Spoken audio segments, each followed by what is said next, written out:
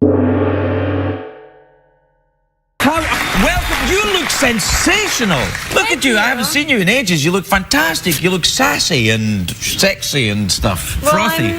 I'm a very happy single woman. Are you really? So I'm just like having a lot of fun. It looks like you. I must say, I'm very like your shoes. Thank you. What, is that a bandage on top or what? No, it's like, it kind of looks like that, doesn't it? They're actually super comfortable. Yeah. I feel like they look comfortable. they're made like for a pair. walking. Yeah, I'd walk around in them.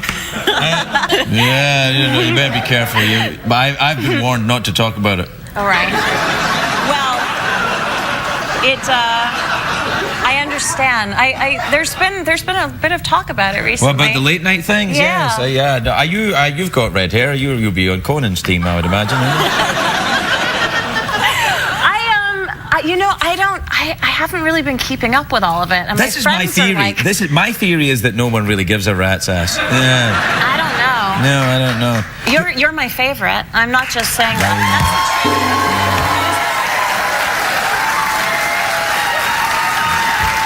All right. Thank you very much. Have you got silver nail polish on? They're sort of gunmetal gray. You've got lovely little hands, haven't you? Thank you. Thank you. I would have thought you would have big manly hands to play the piano. Yeah. That's a fallacy. Fallacy, you say? That's a fallacy of it is. Fallacy? Did you hear that, Squirtum? I did, my lord. When I used to compete, when I was a little girl, yes. the other parents would all take their children's hands and like compare them. Yeah. It's very, very devious and sort of creepy. Well, they would take your hands and go. They'd be like, "How big is yours? Can you reach an octave? Can you reach a ninth? Okay, Leslie, that's your hand is too small. You're gonna have to wait till next year." It was like that kind of thing. So I could play the piano though, and I've got big hands. You could definitely play the piano, but anyone can. It's not really about. Oh, stop! No, they can't. Playing the piano is difficult. I mean, I remember once I heard a girl in the lobby of the Beverly Wilshire Hotel. If I could only meet her again. Did guys hit on you a lot when you were there doing that? They must have done. They were actually. Yeah. They didn't know I was 16. Oh, they did. Maybe they did. They pretended they didn't know. Yeah, no, they knew. That was fun. And then we also had other assorted characters. Like, there was this woman who was not very well, clearly, and she spent the entire lunch talking to her table full of imaginary friends. I'm not making this up. This is me, isn't it? You're talking about me, aren't you? Were you wearing a wig and a kerchief? Always. That was really? A woman sat in her own and... She really did. She ordered a cup of soup and she stayed for about 2 hours. And when she left, she gave the bill to one of her imaginary friends and tried to escape. Do you know that Beverly Wilshire has these huge, long curtains that come down behind all the windows that look on Wilshire? Well, she tried to escape behind those curtains. By creeping through the... Yes. Yeah. I like the sound of this. Yeah, actually. it was. I mean, we had George Burns one day. Really? Did you meet George Rogers? Burns? I sure did. Oh gosh, I loved George Burns. I played him young at heart. Did you really? Oh, that's a lovely thing. Yeah. Why don't you do that now instead of acting? Well, now it's come full circle, and honestly, you were asking why something. Why you're so happy? Something has changed with you. You seem very vibrant. I was thinking, something's got something going on. Well, there's a little of that. Yeah, I thought there might be a little of that. Yeah. There's always a little of that. Yeah. No, seriously, it's like it's all come full circle because I did that for a living for so long, playing the piano. And then I started acting for a living, and then I realized the music was really missing. So now I play my own songs, I sing, I have a MySpace, You have a MySpace? I do gigs in LA and New York, all over the place. Yeah. You should come and play here. I have an EP on iTunes. You should come and play here. I mean, I know it's a step down from a MySpace page, but you should do it. I would love to do that. You should do it. I'll invite you here to do it. I'm inviting you. Yes, I will. All right. How are you? I am so well. You are. You're lovely. Yeah. They write down a set of questions for me to ask you, but I'm figuring I'm going to try it on my own. I think that's a wonderful plan. Yes, I feel confident. Really? Yes, I do. Yeah, I think you might get lucky. Play your cards right. This interview just took a whole different turn, didn't it? I don't like to think of it as an interview. It's more a kind of, I don't have a social life, so here it is. All right. How are you been? I haven't seen you in a long time. I know. I remembered the last time we saw each other, actually. We had a wonderful lunch. Yes, that's right. It feels like about 200 years ago, although I'm sure it wasn't really that long. No, it wasn't. It was, it's about 5 years ago, I think. It was about 5 years ago. Yeah. Have I put on weight? No. Really? Yeah, really. I feel like I have. So I was fat then too? A little bit, yeah. You see my plugs? You see my plugs? Oh, no. If I really had plugs, then I'd be like, I'd be like, no, I don't have plugs. No, dudes who have plugs are always like going like that. You know what? If I did have plugs, though, if I ever got like hair put in, I'd like to have some kind of control on it, like a little kind of pad, so it would like do stuff. I just have this feeling. I don't think hair plugs are the way to go. Same way I feel about breast implants. Well, Why, now be careful. Right? Well, if I had breast implants, or if I knew... I don't actually know, these are mine. No.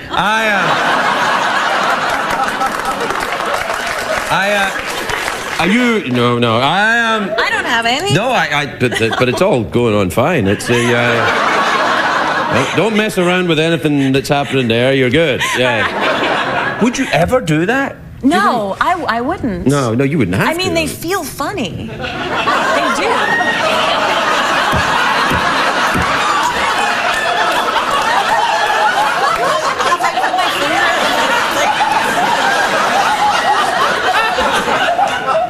When did you feel them? Talk slowly. It was when you hugged me. Not mine! Do you know that the last time we met, now we had lunch together to talk about some show business thing in Kate Mantalini's restaurant, right? And the waitress who served us that night, or afternoon, she was on the show like about a month or 6 ago. Yes, really? Kate, on St. Patrick's Day, Kate Flannery, who's on The Office, and she was a waitress then, and now she's a big-timey guest on the show. Oh, no way. Like yourself. I love that. Isn't that good? Yes. I think you told me at that lunch that you used to be a drummer in a punk band. I did. I was probably hitting on you. Were you? Yeah. Is it true or no? Yeah, but I was still hitting on you. I can remember. All right. Yeah. No, that's all right. How did I do? No, I guess I know how I did. I haven't seen you for 5 years. Well. Yeah, well. Yeah, no. I wasn't going to bring that up. Tell me about the film then. Yes. Tell me about your film. What's going on in that? Who's in it? Al Pacino. Hoo-ha! Al Pacino? Yeah. I got to kiss him too. Really? Yeah, but it got cut out of the movie. Damn. Was it ever in the movie, or did Al just say, I think you gotta kiss me here. I don't know. I mean, I have to say he's a very good kisser. Is he really? Mm-hmm. Yeah, very good. All right, I'll kiss him then. How do you... What is your criteria for kissing? What makes a good kisser? That's hard to say. I mean, minty breath? This is one of my favorite topics, actually. Is Really? somebody who we think of as a lousy kisser, like if you kiss someone and you think they're not a good kisser, Right. Is there somebody else in the world who thinks they're a great kisser? You know, or do it they may just be need true. to work on it? I don't Because know. I know what I like, but What do you like? A little bit of everything. Yeah. A little bit of everything. A little bit of that. Not a little too bit- much. not too of much. that. No, I'm not like the snake tongue, like the No, not the fast that's one. not Just a little happening. kind of.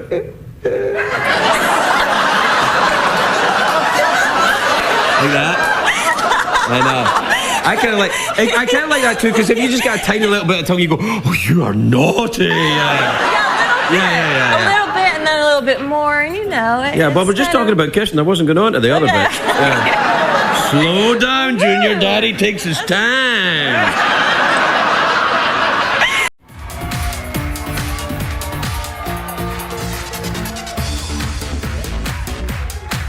My clothes are too tight.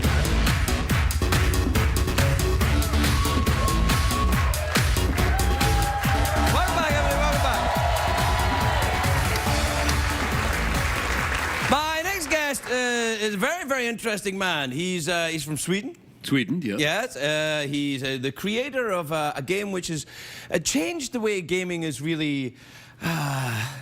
what's the word I'm looking for? Gamed? Gamed. Yeah. Gamed. He's the creator of the game Minecraft. The great Marcus Pearson, everybody. Marcus Pearson. Welcome to Old Style.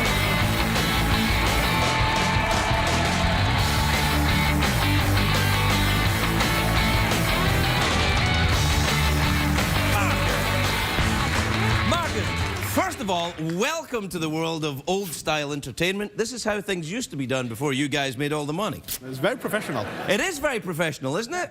With the horse and the smell of burning lights backstage. Yeah, there's actually significant fire out there. Yeah, it feels like it. They told me to tell you. I would believe it too. So, have you... you're from Sweden? Yeah. Have you ever been to the United States before? Yeah, a few times, yeah. All right, okay. Are our ways so different from yours? Not really, no. No, I don't think so. Look, so Minecon was last weekend. That's the big convention you had in Florida. Yeah, Orlando. Where all, like, people go crazy for this game, Minecraft. Yeah. And I've tried to play it myself, but I don't think I really understand what's going on. I'm not sure if I understand either. Okay. It's sort of like Legos in a digital world, and there might be things coming to get you, but there might not be. Yeah, exactly. The entire game is kind of randomly created as well, so you never know what's going to happen. Does it ever finish? There is an end to the game. I have mostly added it because it felt like games needed to have an end. Right, but it's completely optional. You don't have to do it. It's like, I guess with Lego, you don't have to end a game of Lego. It's just like there, and you play it or don't play it. Exactly. Right. Is that really the thing then? So people build these amazing constructions, these worlds in Minecraft. Anyone below the age of 20 seems to be obsessed with this thing. Yeah. You must be very wealthy.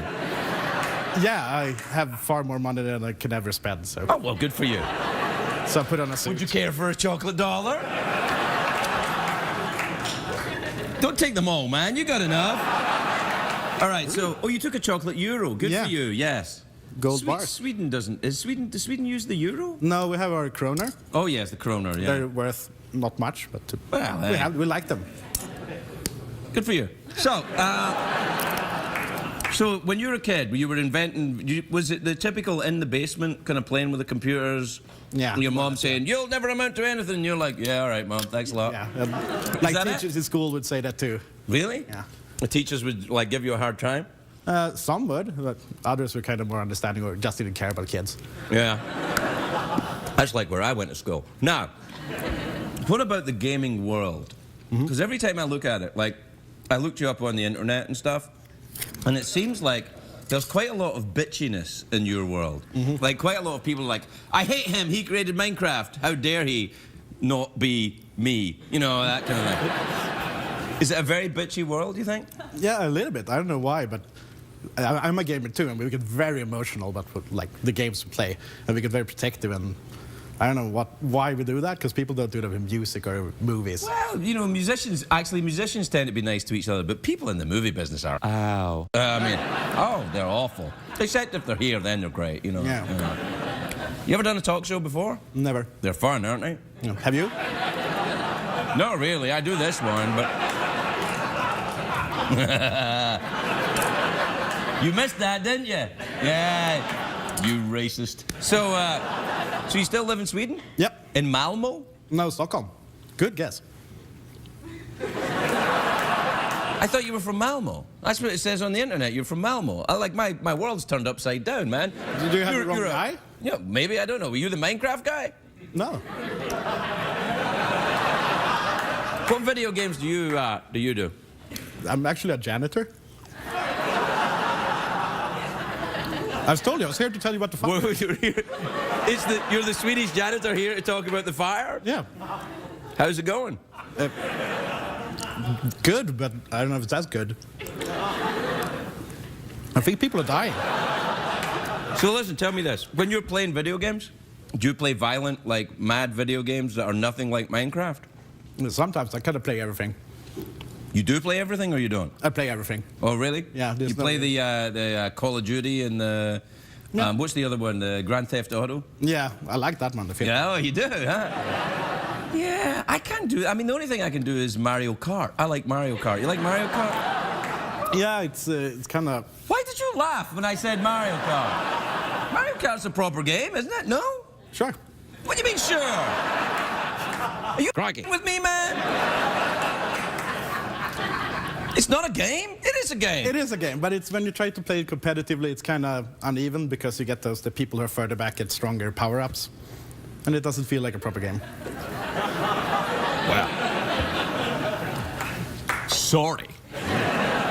No, so you don't play, what about Pong? You ever play Pong? That was the one. You're kind of dating yourself here, but yeah, I have. Do you guys ever get nostalgic for the games like Donkey Kong and because people kind of get into that stuff, don't they? Yeah, I think there's a lot of nostalgia going on in the gaming world. Did you ever see that documentary, the King of Kong? The King of Kong, yeah. Isn't that great? It's pretty cool. The two guys that are fighting, like that guy's trying to play Donkey Kong, but there's no pause on it. Yeah. And his kid is like, Dad, I need help with my homework. He's like, yeah, get away from me, get away from me. That was fun. We had that guy here.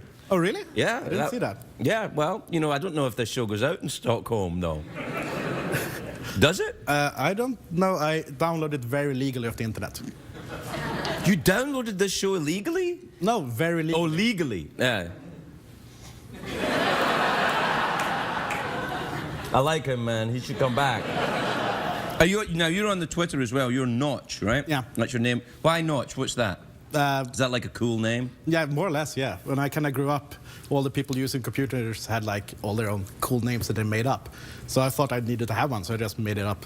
That's it? It's just Notch? You just made it up? There's no, like, you don't have a notch in your belt or anything, or a... I wish. That's one or two. You're Swedish, man. You guys are as sexy as anything. Thank you. Yeah, no, I didn't mean you were... Well, what the hell, yeah. Yeah, go and have another chocolate dollar. Told me not to. Yeah. So how do you run your Minecraft company? Have you sold out to the evil corporations yet? No, not yet. We hope not to. So basically the idea is that we just have a company where we make games that we think are fun. So well, you haven't sold out and become, like, you're not a publicly traded company or anything? No. Wow. Yeah. Any jobs going there, buddy? No, that's good. But how long do you think you'll be able to do that before you kind of get absorbed by the Borg? I think that depends on how long we can kind of keep the fun mood going that we have. Right. Because we're just trying to do our thing now. And it's so do you know fun. the Angry Bird guys? I met some of them, yeah. They're in Finland. They're in Finland? Mm. You guys dark rivals? Like whatever country has the ring at whatever time, they're the people who are the winners of Scandinavia? No, we already won that long ago. No, you didn't. Come on. What about Norway? They have Aha. Yeah, but that's about it. No, Norway's got Aha and... Oil. Oil? Have they got oil? Yeah. In Norway? Well, you're crikey then. I mean, come on. I actually think they're more... Achtung. What, really? The Norwegians? Yeah, any country that's oil, kind of, Oh, well, yeah, I guess you get attention there. Yeah, you get attention. I see where you're going.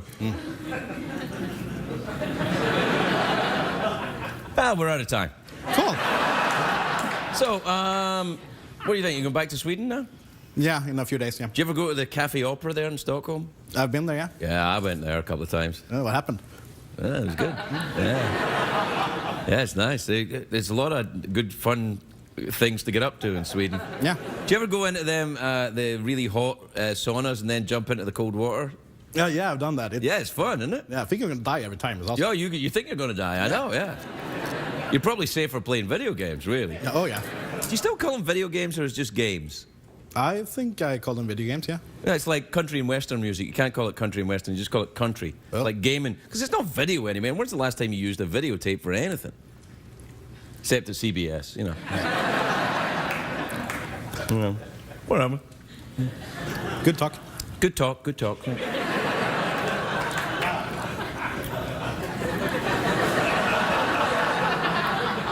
Whoa, whoa, whoa. Marcus Persson, everybody, everybody.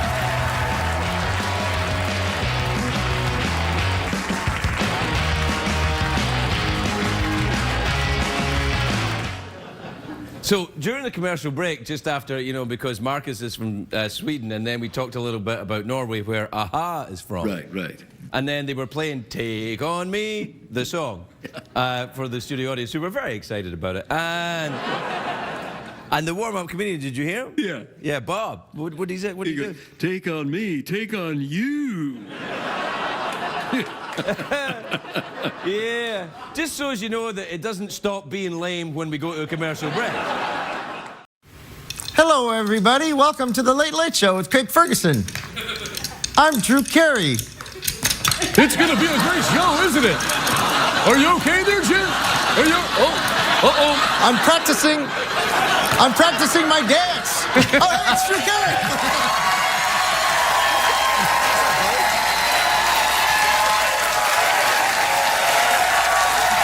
What happened to my...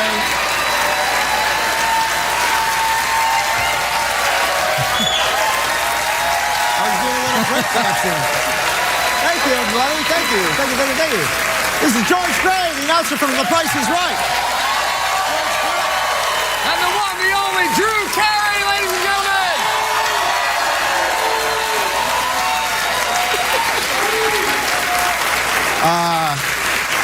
Yeah, I was practicing my Dancing with the Stars moves. Yeah, in case you're watching at home and you had the volume down, which I know a lot of you do, you're probably wondering, hey, did Craig get younger and better looking? No.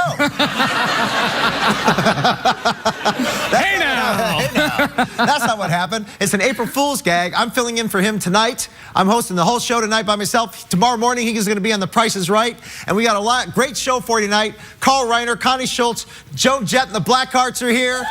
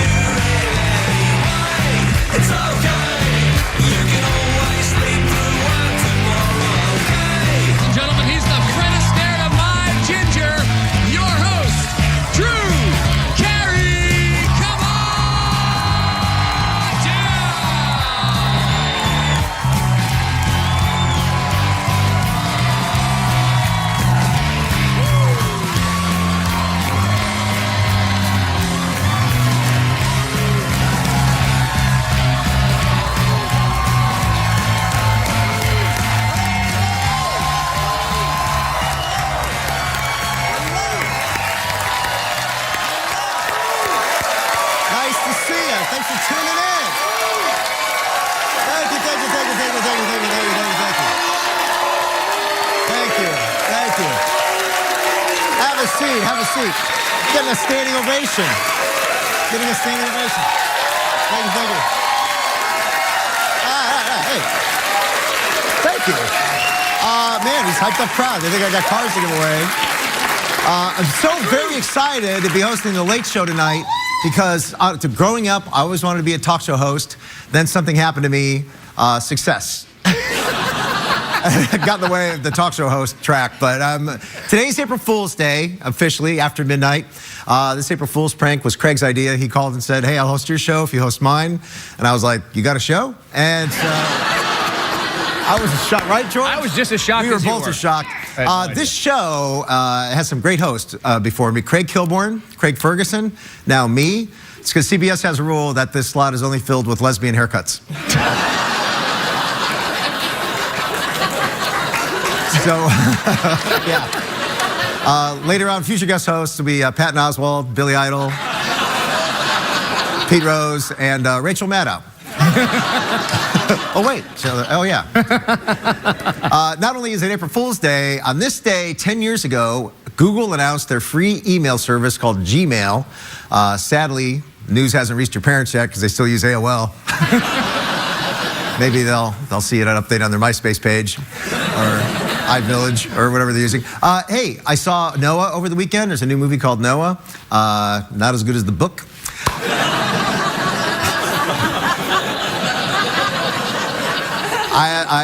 I asked a friend of mine to go with me. I go, you want to see the movie Noah? And he goes, don't tell me anything about it. But here's a little advice if you're going to go see that movie. Don't order a large soda if you're about to watch a 2.5-hour movie about water. It's no fun. For all you people that aren't Bible readers or don't know the story, Noah, he had a bunch of sons. Japheth, Ham, and Shem, Mo, Curly.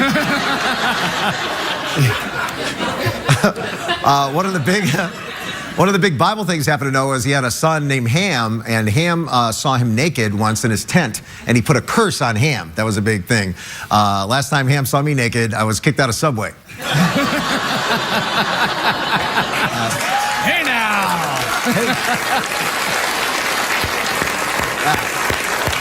Last time Ham saw me naked, I was at William Shatner's house. Hey!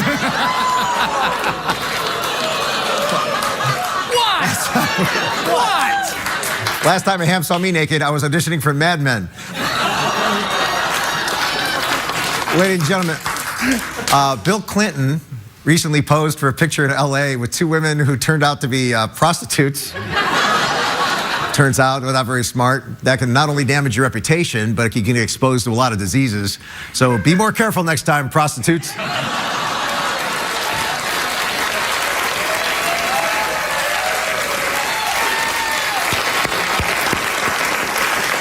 There's a minister in Colorado that says the Disney movie Frozen is encoded with secret messages to turn children gay. I don't know if it's true. I only had sex with 2 guys after I watched the Smurfs. Doesn't make me gay. Keith Richards is writing a children's book. Amazing. Wow. Yeah, children's book. I don't know what it's called. I think it's called Green Eggs and Whiskey. Horton hears a hallucination. 1 pill, 2 pills, red pill, blue pill. The pokey little needle. Good Night Spoon. I think it's called Good Night Spoon. Oh, the places you'll snort. There's a toy company is releasing a line of Barbie dolls that look like regular women, which is awesome. Maybe now they'll get the Man Boobs Ken. If you wonder what Man Boobs Ken is going to look a little something like this. And I see, there it is, Man Boobs Ken. That's of course with the clothes on. If you want to know what it looks like, the clothes off, like this. There you go. There he is. You want to know what kind of babes naked Drew Carey doll gets? Boom. There you go. That's right. CBS made us put underwear on the dolls. No. A lot of perverts watching TV late at night. As you know, I'm a contestant on Dancing with the Stars.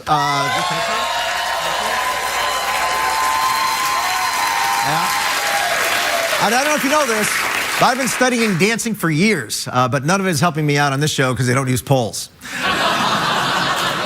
Between Dancing with the Stars and The Price is Right, I'm seen by 15 million people a week. You add this show to the mix, 15 million people a week. And I don't want to push Dancing with the Stars too much because on another network. Because while it's on, you can still flip over to CBS. They got Two Broke Girls. It's my second favorite CBS show to masturbate to. Number one, 60 Minutes. Speaking of 60 Minutes, that's all we got. We have a great show for you tonight. Carl Reiner's on the show. Tommy Schultz and Joe Jett and the Blackhearts. We'll be right back, folks. Don't go away.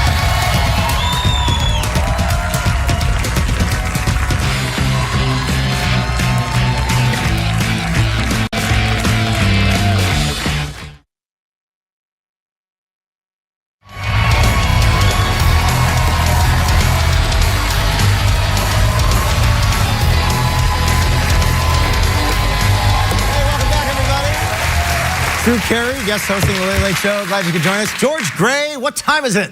I'll tell you what time it is, Drew. It's time for emails and tweets. Yes.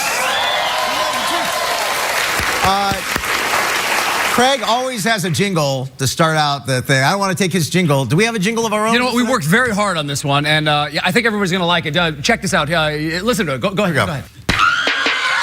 Stop and cover and don't look back. Here comes an email and Twitter attack. Giant freaking monsters crushing our city. It's a jumbo lizard ranking committee. So grab your ring and your rocket back and join the email Twitter attack. Wow. Did you say we worked really hard on that? Stupid interns. Yeah, sorry. That was a kid in his basement made that for us. Thank you, Toby. Kid named Toby in his basement. First email is from a guy named Rich in St. Clair, Missouri. Hi, Rich. How you doing? Dear Drew, how in the world did you and Craig meet? Christian mingle.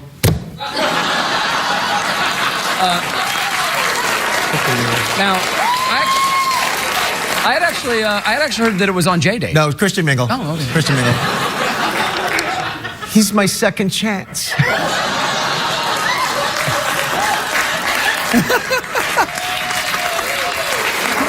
I wonder if those two are still together for the Christian mingle commercial. A lot of road miles on that one. Yeah. Quit clinging to me. Next email is from Sarah in Orlando, Florida. Dear Drew, are you going to steal anything from Craig's set to take back to The Price is Right? No, we only offer valuable prizes on The Price is Right.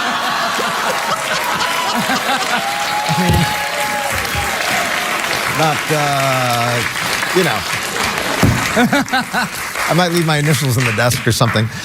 This is from Kathy from Medford, Oregon, just north of the California border, Medford, Oregon. Dear Drew, how does the Late Late Show audience compare to the Price is Right audience in the studio? I don't know, let's go to the tape. And here's the Late Late Show audience.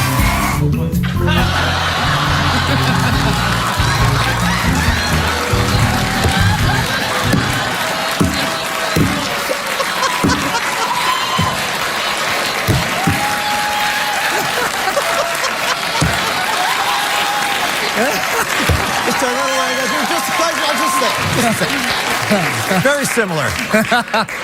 Very similar. Uncanny. Very similar. This is from Janice in Orano, Maine. I hope I'm pronouncing that right. Maine. Dear Drew, is your relationship with George really close, or are you fake TV friends? We get along great. We always go to each other's house. We go to parties together, right, George? Yes, sir. No, we've been to the movies together. And absolutely. You couldn't be more right about any of that.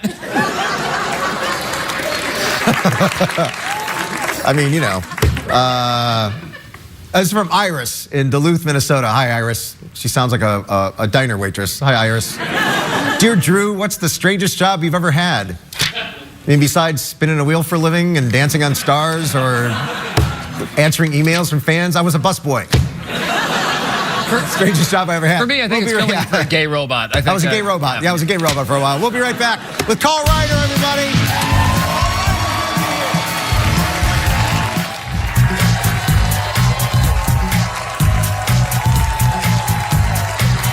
Hello, everybody. Welcome back to the Late Late Show. My first guest, I'm so pleased he agreed to do the show, is American comedy legend. I'm such a big fan. This is his latest book called I Just Remembered. It's in stores April 22nd. Please welcome Carl Reiner.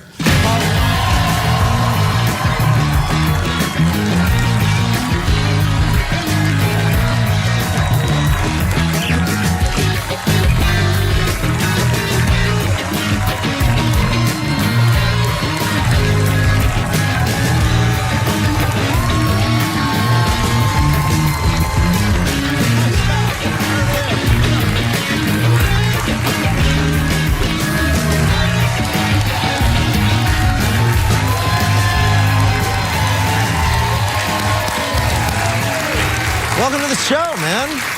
I'm so excited to be here. I can't tell you. I love this picture. Look at that. There's young Carl Reiner, man. Look at that. You look great. I mean, still great. You know, I had that hair for many years until I decided to shave it. You just turned 92 years old? Yesterday. Congratulations, man. Congratulations. Yeah. Yesterday. We're taping the show a little early, so I hope that's a true statement.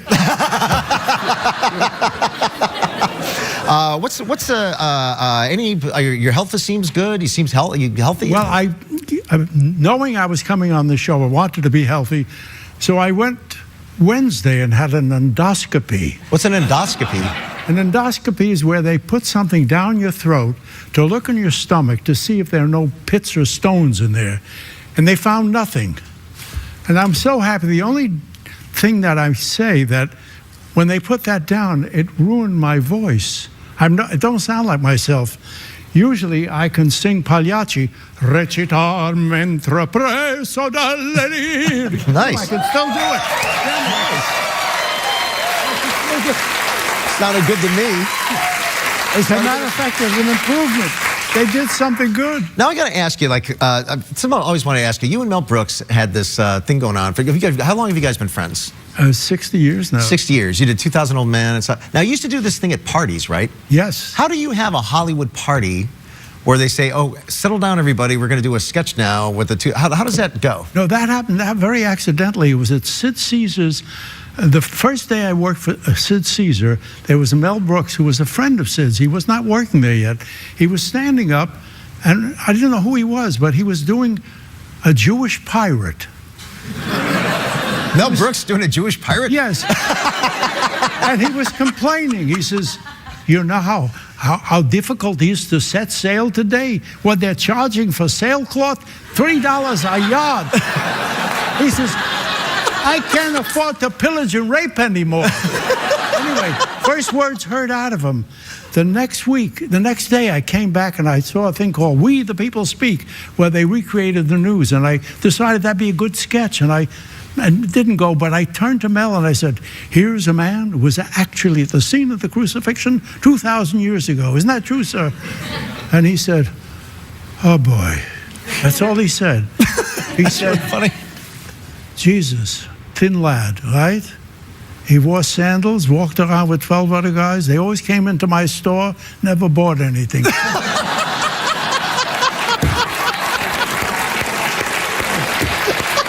By the way, that was the first, and for the next 10 years, from 1950 to 1960, every party we went to, every place we went, they said, get up, do that. Now, I asked them questions that I never knew what the answers were going to be. Most of the time, I've been roaring with laughter, but I had to know what the next answer was going to be. So if you were throwing a party between 1950 and 1960, yes, and you're going to, like Carl and Mel, yes, like, tell her, hey, Carl and Mel's going to be there. I'm sure they're going to do this. It became that. It became like a, Billy Rose and Big Alan J. Lerner. They gave parties so they can have us get up and entertain. You know, like when Mozart was a kid. Did you get like nervous doing, like, knowing you had to perform at these parties? No. It was, for me, it was entertainment because I enjoyed hearing it. But the thing that was so interesting, 10 years we said it's only for our Jewish friends and non-anti-Semitic Gentiles, because the Jewish accent was persona non grata 4 years after the war. You know, the Jewish accent. I didn't know that. Oh, yes. And so we only did it for friends. And it was at one of these A-list parties where 3 people came over to us. First, George Burns, and says, is that on record? And we said, no. He says, put it on record. I'm going to steal it. Edward G. Robinson, the old great actor, said, I want to play the 1,000-year-old man Broadway. Make a play out of it. I want to play I said, it's 2,000. I can play any age. I remember saying, and the third guy, bless his soul, was the great Steve Allen. Steve Allen was one of the first like late-night show hosts. All you kids that are watching. Well, Steve was one of these guys who wanted to present comedy to people. Yeah. He said, fellas, I have a studio, World Pacific Jazz. If you go with your friend, the two of you, and just wail for whatever you want to do, you own the record. You didn't want to have anything to do with it. You just wanted to get it out. Wow. We took friends for 3 hours. We wailed, cut it down to 47 minutes, and it became the 2,000-year-old man. Wow, that's amazing. They did a party. So Sid Caesar, I want to talk about Sid Caesar. That's how you met Mel Brooks, is through Sid Caesar. Sid Caesar just passed away, God bless him, and he was one of the thank you. One of the originators, I first met you on Larry King. We were talking about Sid Caesar. Oh my God, yeah. That's what we met. That's where we met. And Sid Caesar is one of the greats of American television. Mr. Sketch Comedy, pretty much, right? And Saturday Night Live, all that stuff is from Sid Caesar. Right. He was one of the greatest, and he recently passed away. Can you tell us about Sid Caesar? Any memories you have of him? Well, many memories. Actually 7 years with him, and standing this close to him and seeing him work, it was a gift. First of all, he was the most talented human being I've ever met. Sketch comedy, nobody ever did sketches like Sid, but he could do any accent, But I remember two things. There was a thing called Stanislavski method, right, where they did sense memory. Sense memory was picking up something and giving it heft, giving it weight, like if you... Now, this is...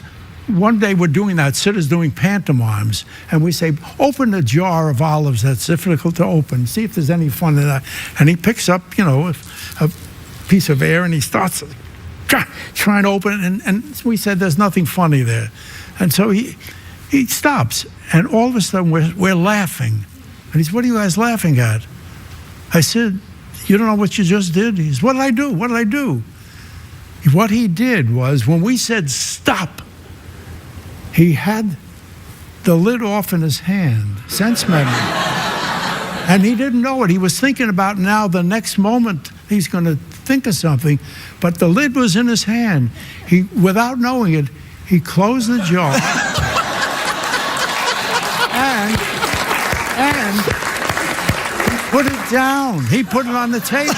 He got it out of it. He switched. He closed the door, switched hands, and put it on the table. Oh well. And sorry that's about the olives. Memory. That's the greatest. Honestly, I wish I could talk to you all night long. I wish I had a whole hour. We're out of time. I really appreciate you coming on the show. My pleasure. Paul Reiner, everybody.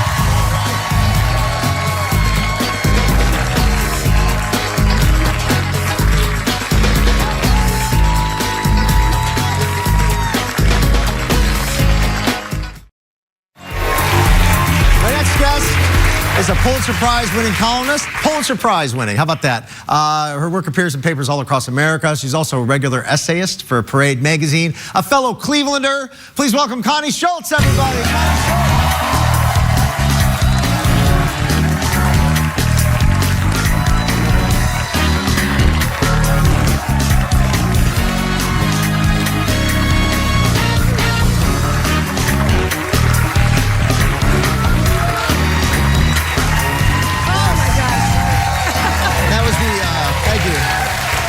We got the Price is Right models. That was the beautiful Manuela Arbelais, and we had Amber Lancaster. Like having all of our daughters around. We have 3 daughters around their ages. How about that? Do they all dress up? All like that every day. Every single day. The senator allows that? Yeah, the senator has no say. The senator has no say. Connie is famously married to a senator from Ohio, Sherrod Brown. Yes. What's that like? Because you're a columnist and you have an opinion of your own. And yes, thank you for saying that. Yeah, and then you have the senator guy in the House. Well, people often ask me what it's like to be married to a senator, and I can only tell you what it's like to be married to Sherrod. And, I have a lot of fun with Sherrod, so I'm not going to get into the details on that. I just realized how that sounded. Well, he's a Democrat, so it won't matter. Your audience is going to forgive you no matter what you say. Now, you guys met when you wrote a column about him when he was a... No. I never interviewed him. He hates when I say this, but it's true. If I'd ever interviewed him, I would never have gone out with him. I'd never covered him. I had just started, I was at the Plain Dealer in Cleveland. Right. Your hometown newspaper. There's a little paper called the Cleveland Plain Dealer. Largest paper in the state of Ohio. Yeah, it's a little paper. And I had just started writing a column for him after being there for 8 years, and he sent me an email, totally sucking up. Oh, I thought it was about him. No, I know you would think that because it's a politician, but it really wasn't. It wasn't about him at all. It was, I think, about my dad's lunch pail, because I had written about, my first column was that I come from the working class. Right. Me too. Yeah. And my dad worked for CEI, Cleveland Electric Company. I come from the part-time working class, actually. Oh. Well, you grew up in Old Brooklyn, right? Yeah. And I grew up in Ashtabula, a little town east of Cleveland. Yeah. So, that's like if you're from LA saying you grew up in Covina. It is not.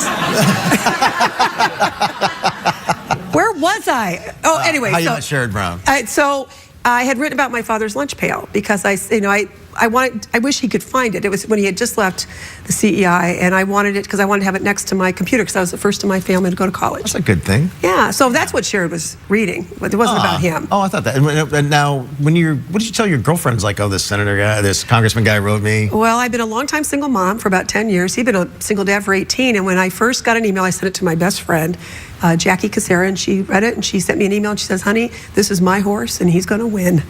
And really? we married less than 2 years. Was it a kind of email like, hey, let's get together, I'm a big fan of you, we'll go out? No, not at all. He just said, hey, baby, I'm a senator. Was that the Yeah. You've never met him, have you? No, I never. Yeah. Let me just say your hair's a lot neater than his. Your whole thing is I've totally seen pictures and stuff. Yeah, so no, he wasn't like that at all. But he compared me to a writer that I wrote nothing like. Who's that? Barbara Kingsolver. I love her, but really? I don't write like her. Yeah. Really? Well, here's what I loved Barbara about Kingsolver, it. he compared you to? Because he had just read a book because of his daughters. But here's what I loved about Bible? Yes. We both just read that book. You've read that? Yeah, I'm a Barbara Kingsolver fan. I am impressed. That's right. But here's what he did. He signed it. You'll appreciate this because you know how we are, our people. We don't want a lot. You don't like a lot of show and flim flam. All he wrote was Sherrod Brown, Lorain, Ohio. He didn't sign that he was a member of Congress. Oh, I knew who he was. Hey, one more election, boom! You never know what's going to happen in the politician business. You keep hoping. No, he's great. I'm a really big fan of his. Thank you. Now, Me too. From Cleveland. I want to show you this guy. Remember this guy? This was the guy. My mom said, if you know any boy who watches the show, you can't date him. That's who that guy is. The Ghoul. Yeah, this guy. His name was the Ghoul. He was great. Yeah, he was a late movie show host in Cleveland, Ohio. He hosted a late night movie show in the early '70s. Yeah, and there was a guy named Goulardi that was right before him. Right, who came out this way. Right, and we're about the same age. So like our older brothers and sisters watched Goulardi. We watched The Ghoul. Yes. Goulardi ended up moving out here. The Ghoul took over. Crazy, right? You would always watch The Ghoul. You remember what he did with the frog? He would do these crazy things with a stuffed frog. Now, think about this. I'm a teenage girl. And I like scary movies because my mom, but we're watching it. He would take this stuffed frog, put it in a blender. Do you remember that? Yes. With and then act like he's chopping it up. Isn't that hilarious? And you loved him, didn't you? I love The Ghoul. See, I love The Ghoul. You can see kind of how we turned out the way we did. Is it true? Now, is it true we went to Kent State at the exact same time? We did, and I don't think we ever met. But you were a Greek guy, right? You were in a frat. I was in a fraternity. Well, the fraternities at Kent State were like, there was 16 people in my fraternity. That was the most we ever got up to. But you started it wasn't a big scene. Fall of '75, right? Yeah. I heard that's when I started, and I was editor of the Daily Kent Stater before I left. So we were not crossing paths because I was a journalism. No. Did you cover any of the? Oh yeah, every year. The tear gas thing. I got tear gassed while I was at Kent State because Kent State is where the horrible shooting happened in the 1970s. Right. This is '75, only 5 years later, but it seemed like an eternity at that age. Weren't you? Were you scared at all about? Did your mom have any concern about you going to Kent State, having been a place where they had shot kids? No, because it was 5 years ago, and that when you're 18 years old, that's when you were 13. It's forever ago. Were you the first in your family to go to college? No, my older brother went to college. Okay. He did a little better than I did. I was thrown out twice. I know. I wasn't going to bring that up. You got a degree in journalism, right? Yes. And all that stuff. Yeah. My first year at Kent State, I got academically dismissed. What happened? I never went to class. I partied all the time. You never went to Ray's Place, the Loft? I went to Ray's Place. The Loft, all those places. I studied, though, too. No, never did that. And then I went back to school, got kicked out again, academically dismissed again. What happened that time? Just partied all the time, I was going to go to class, but then I got high. Then I got high. That was like that the whole time I was in school. I never had a drink. Never had a drink, anything before I went to college. Oh, and then so you by the first month, I was like, that was me all over the place. And Kent State, do you remember MMS? They used to play those songs. Well, I understand we have a different memory of this. I always remember Bruce Springsteen coming on Fridays. I was on Friday at 5 o'clock. That's exactly what happened, yeah. This is great. In the warm weather, this is college, right? This is Kent State. But I remember the enrollment at Kent State was bigger than my small town population. Scared out of my mind when I first started there. Really? Yeah. But there's Bruce Springsteen, and we would put the speakers out the windows. Remember? This radio station would play these songs like at 5 o'clock. They'd play 3 songs in a row, and every kid in the world in that area would just put their speakers in the window and blare it. Yep. Hey, listen. Sorry, I'm seriously going to. We got to do this really quick, okay? Now, because I'm the host of Price is Right, and you're our guest, right? Yes. Well, everybody in the audience has a name tag on. Yes. I have my name tag right here. Why aren't you wearing yours? Because I had to wear mine. This is mine. I'll put it on right now. Thank you. Now, we have a little pricing game for you to play while you're here. You up for that? I am. You're on the show? A little pricing game? what are we going to play for? Well, Drew, right now here comes the beautiful Rachel and Manuela with tonight's fabulous prize that everybody in the audience has a shot for. It's the Tassimo T47 Home Brewing System, featuring a telephone beverage in about a minute. Could be a less, could be a little more. Enjoy lattes, cappuccinos, and hot chocolate in the comfort of your own home with the Tassimo T47. How can a clam, cram, cream, and a clean cream can with this fabulous brewing system? Thank you, George. And along with the coffee maker, now, if you get this right, everybody in the audience is going to get this.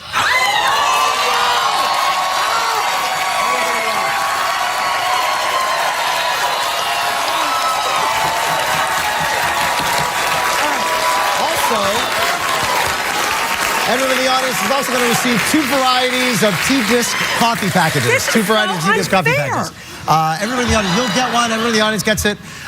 We say that this is $150. Is the actual retail price higher or lower than $150? Lower? Are you sure? Are you sure it's lower? Wait. Okay, wait. I have a question. Yes. So, if most of the people are holding their fingers up, is that right? Your thumbs up? Then I get to blame you if I... Oh, no, you're not? What do you think? Lower. Lower. It is lower. Everybody gets a coffee maker. Thanks to Connie Schultz.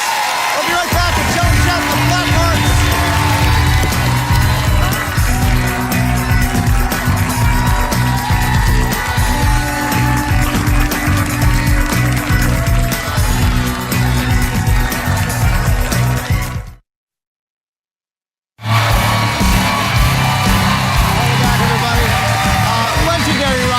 Star. You can see her live on tour right now. Here performing Any Weather off her latest album called Unvarnished. It's on vinyl, yo. Please welcome Joan Jett and the Black Hearts. Hey! Hey!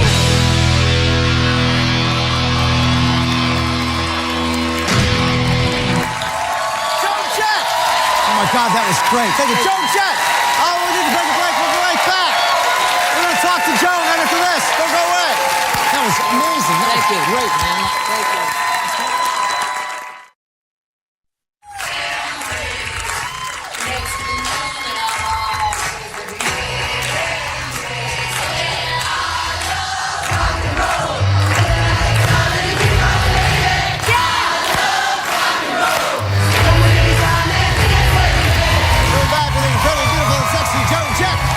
Just performed Any Weather from this album right here. Boom, let's plug the album again. Boom, there you go. Any Weather. That was great, man. That was great. And then during the break, we were playing I Love Rock and Roll. You're up dancing, and the crowd, that never gets old, right? It's got to be the greatest feeling in the world. No, it is. To have so many hits in your pocket. Well, I'm blessed with that, but having the audience respond to music like that, it's why you do it. Yeah, exactly. It's why you do it. It's a release. It's a connection. It's something that everybody can relate to, whether it's happy music like I Love Rock and Roll or something maybe a little sadder. You know, still people have all those experiences. Yeah, man, you're great. And I've seen you in concert. You're great in concert. Thank you. Really fun show. Now, I just look at these stupid notes I have for you. I didn't know you played. I thought I knew everything about you, by the way. You played clarinet when you were a kid? I did for a little while. What happened to the clarinet? Well, I guess it was the way it was presented to me. I didn't like it, you know. I think my father kind of ordered me to play it. It sounded really dirty. I don't know why. It wasn't. They should have just handed it to you. It didn't come from me, you know. I think it was a parental wish. My father wanted me to do something, you know, classical. Well, nothing wrong with guitar, man. Yeah, were they like disappointed when you were in the Runaways and all that stuff because you didn't play the clarinet? No, my mother was very much a part of getting us together, driving us to rehearsals, talking to the other mothers, and in my head, when the Runaways were hot, in my head, the parents weren't around. Yeah.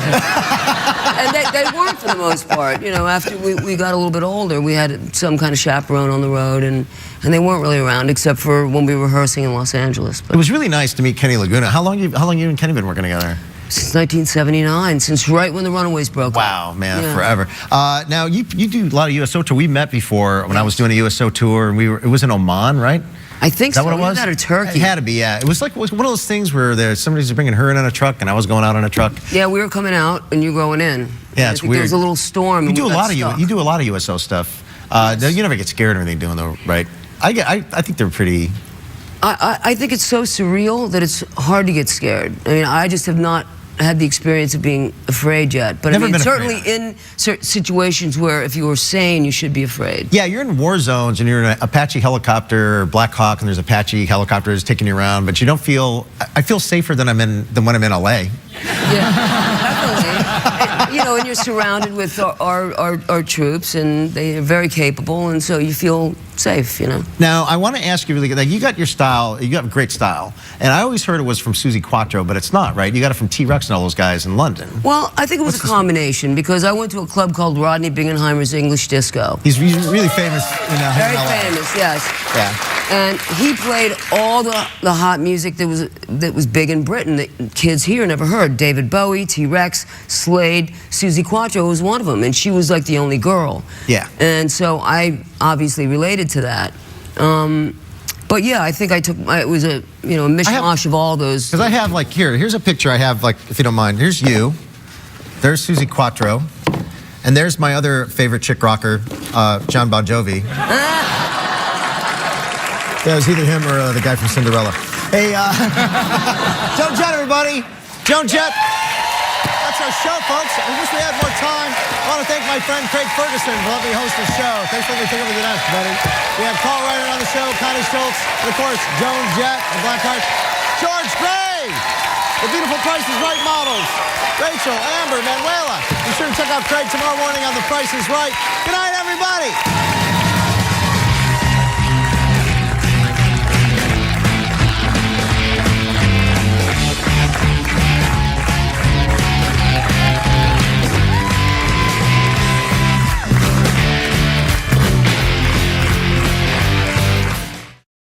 Happy fun time. I was trying a new name for the show. Yeah. You like it? Happy fun time. No. All right. Do you know who the next guest is? No. Okay. You really don't? No, I don't. Nobody tells me anything. I'm just a robot. Yeah, all right. Can I get on? Go ahead. All right. So I don't want to get in the way. Was it GP and the Fergs? GP and the Fergs. Yeah. My next guest is in a show called Melissa and Joy, and the summer premiere is on Wednesday on the ABC Family Channel. Ooh. Yeah. Take a look at this. Please welcome the lovely Melissa Joan Hart, everybody.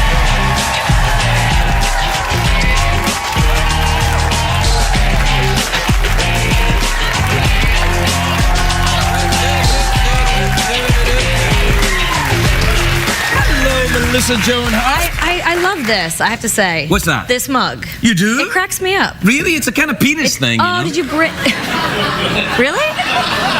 Yes, Melissa Joan. It's Freudian. Can I touch it? No, this... Do I call you Melissa or Melissa Joan? Melissa. Right, but Melissa if I was a cop or something, would I have to call you Melissa Joan? No, only in SAG.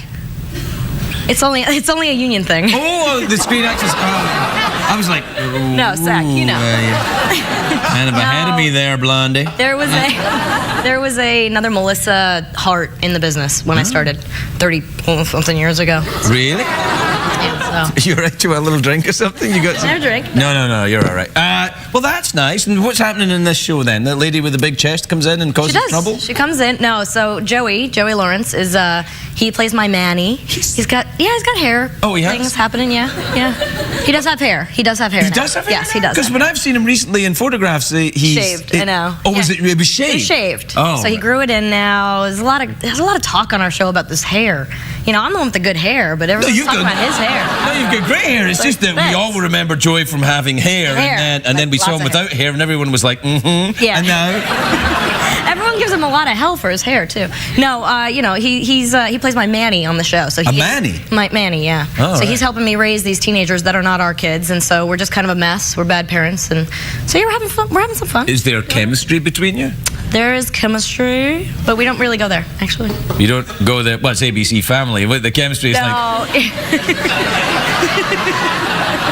Actually, if you watch the show, see, that's the problem, is everyone thinks ABC Family is Disney Channel. It's not Disney Channel. We are ABC Cable. So we get away with some stuff that you wouldn't necessarily get away with. So we get... What kind of stuff do you get away with then, Melissa Joan? We could get away with some penis cups, definitely. There's penis cups? You can't have penis... Hey! You will remove my penis cup from my cold dead hand. But your penis cup is missing a tooth, so that's... Well, it's an accurate representation. Slightly past its best, I think, is the implication. Oh, that's nice. We got a robot too. You ever? I know. Hey. Yeah. How are you? Yeah. She's so cute. Yeah. He likes you. He's got hair. He's got good hair. No, that's metal. Or it's very heavily lacquered hair. Lacquered. Yeah. I like that. Yeah. So, listen, do people still talk to you about Sabrina the Teenage Witch? Every day. Really? That must get a bit annoying. A little bit. Really? Yeah. I see. I talk to a cat like you talk to this guy here. So. Oh yeah, that cat was on the show. That pussy that used to talk to you all the time. That's my magical pussy. Yeah. That's amazing. Say that? Well, that's what you call it. That's great. Yeah, absolutely. I know of no other meaning. Let's move on. All right. Let's move on. You and your snake cup, my... Ay, caramba. If we keep going, it might be all right. Anyway, no, but I mean, because people must think you're perpetually a teenager then, do they? They do. Although you would think that looking at you. You don't look a day older than you when you were on the Teenage Witch show. It's true. I'm blushing. No, but under my self-tanner, I'm blushing. Don't clap for blushing. No, but yeah, I did the show for so long. I was 20 when we started Sabrina. And so I played a teenage witch from the time I was 20 till I was 27. So people always assume I'm a teenager, but then they hear I have kids. I have 2 little boys. Right. So people get very confused. In Hollywood, they want to cast me as like a 50-something mom with teenage kids. But but the audience thinks but the audience thinks I'm like a kid, so nobody knows what to do with me. They get very confused. What age are your kids? My kids? Yeah. They're 3 and 5. They're little boys. Oh, that's nice. I got 2 boys as well. Yeah, you do? Yeah, I do, yeah. They're very poopy at the moment. one of them. One of them's very young. Yeah, they are poop machines. That's what they do. No, mine are obsessed with, all I did last night was watch How to Train Your Dragon. Oh, I'm in that movie. I know you are. Well, no, my voice I listened to you all day yesterday, and you're doing another one, right? Yeah. My kids are gonna Oh, yeah. That's easy. Daddy gets the sequel money. That's right. I may get a new suit. 2014. I think it comes out 2014. Wow, you really researched this. Yeah, I think it comes out. We haven't really started on it yet. I mean, I know that. Oh, really? Well, they're still writing the script. Oh, okay. Something like that. No, you're a big hero in our house. You know, my house is like, we had John Ratzenberger on our show, and of course I made him do all the voices for Ham the Pig and Mac the Truck and all the Pixar voices. Of course, He recorded them for my boys, and then you're, Gobber. Yeah. It's a big one in my house. Yeah, no, Yeah, grow up. You grow up. Do you ever watch the Roadrunner cartoons? They seem to have fallen from grace, but I love the Roadrunner. My husband does watch some Looney Tunes with them. Yeah, see, I think I have this theory. Men love the Roadrunner cartoon. It's kind of something about, that's what a man's life is kind of like.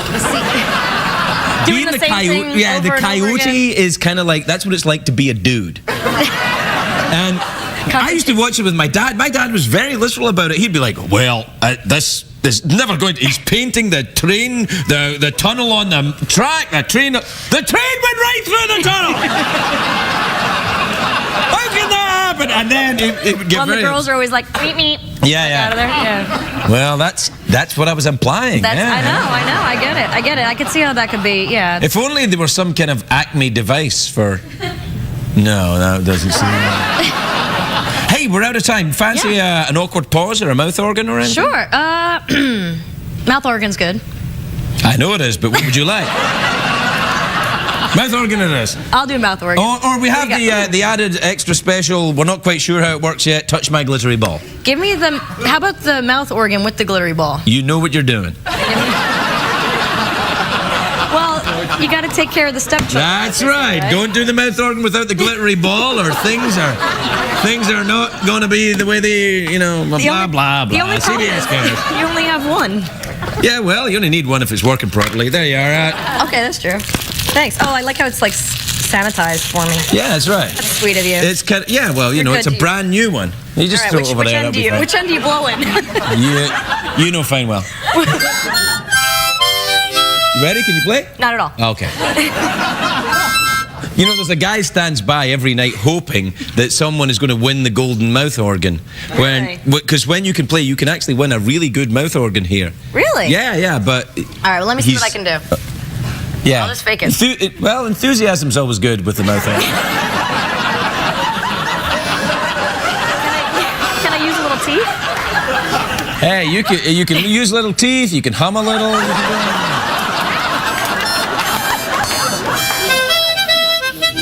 Hey, it's good enough. But listen to